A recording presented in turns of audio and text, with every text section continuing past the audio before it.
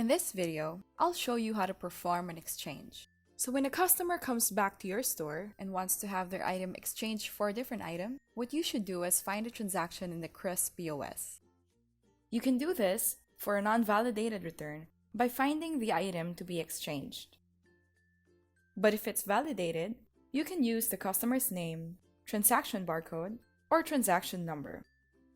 For this example, let's try to do a validated return and look for the transaction using the customer's complete name.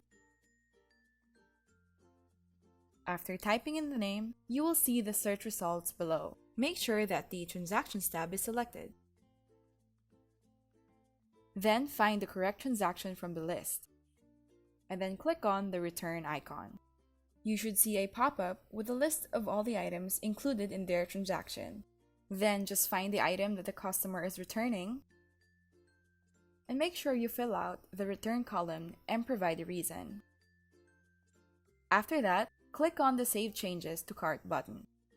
You will see that the item to be exchanged is on the cart. So now, you can find and add the item that the customer is going to exchange it for. You will see that the total amount has changed.